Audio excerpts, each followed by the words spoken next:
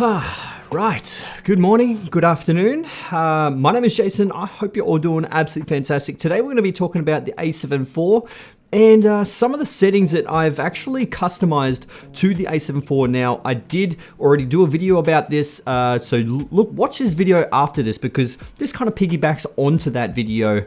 So you do definitely need to watch that, but you can definitely watch this one and change these settings as well. But you really need to optimize your settings in the A7 IV so you can actually get a really good workflow, and that will actually help you create better videos. As you know, if you're really comfortable with your camera, doesn't matter what camera you have, if you really know your camera, you're gonna create some incredible videos. But today, like I said, we're gonna be talking about the A7 IV because I know a lot of people are just getting the A7 IV now and they really just don't know what to adjust. And I'm giving you some of my experience of what I actually did. And I actually tested this really hard out in a professional scenario yesterday with photo and video. So I used to do a lot of video, but the client wanted a lot of photos as well. So there is a few things that I forgot to change because when it comes to photography, I don't really do too much of that anymore. But let's dive into some of the settings. So I'm going to be recording on the Atomos Ninja 5 as well, just so you guys can see exactly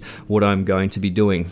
The first one we're going to be doing, wrote a few notes because when I was out in the field, I was like, hey, I really need to adjust this because this needs to be in my workflow video.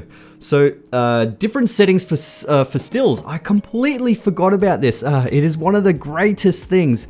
When you're actually in video, what happens is the A7 IV locks in all your settings in terms of ISO, shutter, and aperture. In video, when you swap it over to photos, you can keep a completely separate. So generally your shutter speed is higher.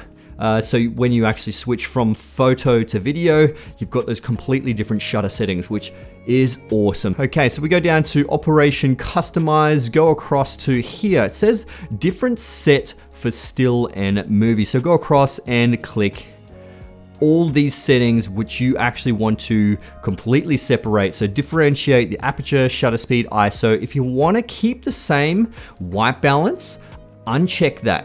I do recommend uncheck that because generally your scene is going to be very similar if you are a hybrid shooter and switching between.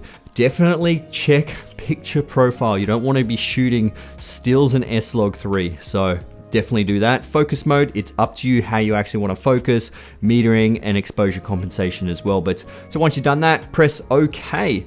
Now, the next one is actually recording with the shutter button. So this is what I did in the A7 III is behind me. Recording with the shutter button is definitely handy. So I did in my last video, I like to have two record buttons. So I've actually customized C1 at the back as a record button, and there's a record button at the top, but I'm using the A7S III cage, and to press that record button, it's a little bit difficult at the top there because the cage kind of gets in the way and the shutter button is in the perfect spot. So go down to record with shutter and I've turned that on. So essentially your shutter button is now a record button, which is great because it's so big, you can't miss it. It's awesome. It's just in that perfect spot for video. One at the back, and I've actually got two at the top now. So it's rivaling the FX6 because I've got three on the FX6.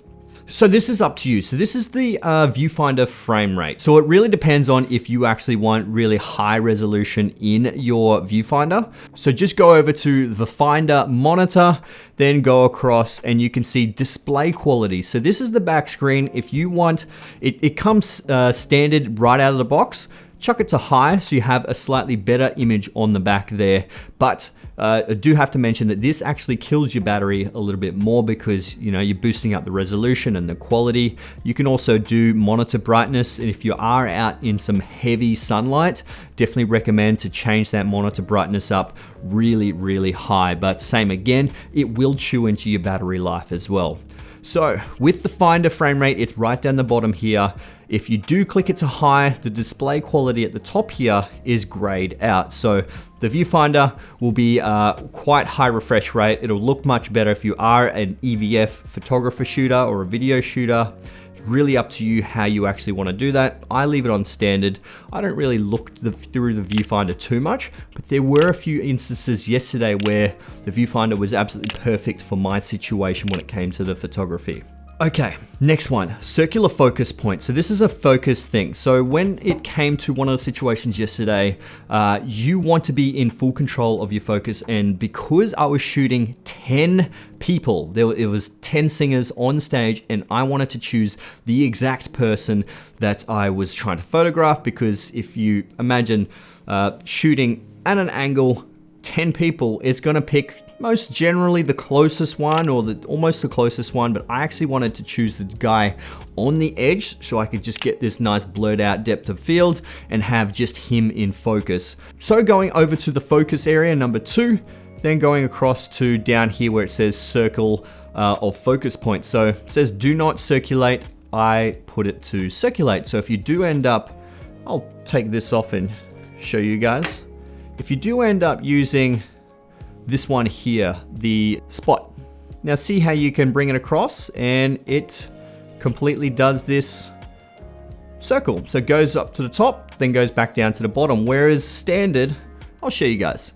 When you put it to do not circulate, and you try and move it across, it actually hits hard on the edge. And if you want to try and go from right to left really fast, which in yesterday's circumstance I actually did, that becomes a bit of an issue, slows you down, you may actually miss the shot. So circulate, boom, I'm shooting the guy on the right hand side, boom, I'm shooting the guy on the left hand side, so much better. But sometimes you do want to try and trust the autofocus, but sometimes you want to take control of the focus of yourself.